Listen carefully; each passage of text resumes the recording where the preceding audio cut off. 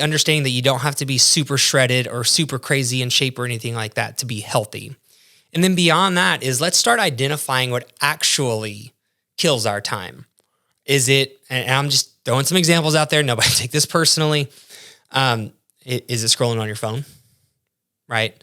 Is it hitting the snooze button for 45 minutes every morning, right? Like what types of things are actually killing your time? Is it TV time? Is it the show that you have to watch? Maybe there's some things that you need to analyze. And maybe it's like weekend events, and some of these things are important to you, and I completely understand that.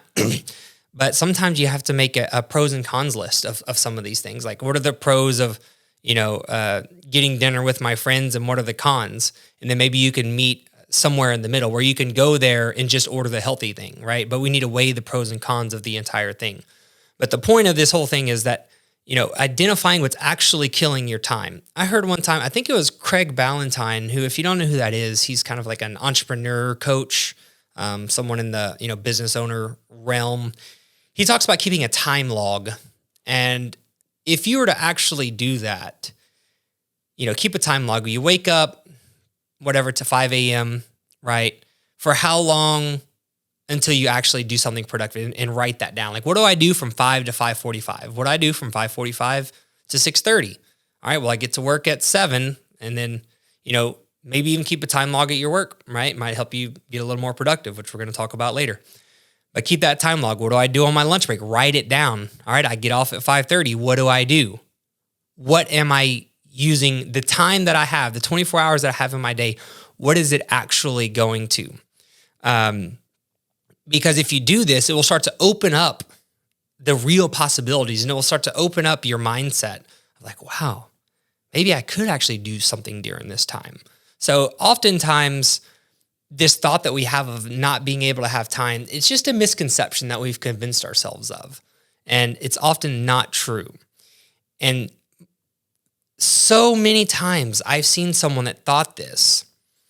And in my personal opinion, a lot of times, you just don't actually want it bad enough. And that might hurt someone to hear that.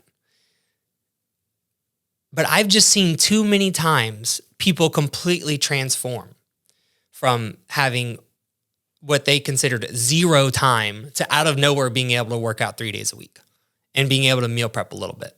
And the reality is, what we're going to talk about in a second, is if you were to actually meal prep a little bit and take some time out of your schedule, you're going to see you actually have more time because your productivity goes up. We're going to talk about that a little bit later, but I find it very difficult to believe that all of these people that I've seen make this transformation, that multiple major things in their life actually gave them more time. That's not what happened. All that happened was they made a decision that this was a priority. And I think it's very important, especially for people like myself, people that are in this field as a personal trainer. I think it's very important for me to understand that you might just not want it bad enough. And that's okay. There's nothing wrong with that. Eventually, the time will be right for you. And when the time is right, you'll be able to make that commitment.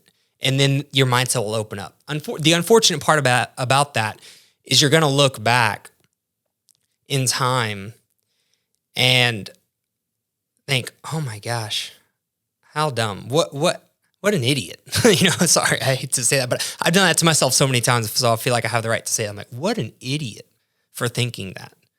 And, if the time for you is now that you're ready to make a decision, then do that thing.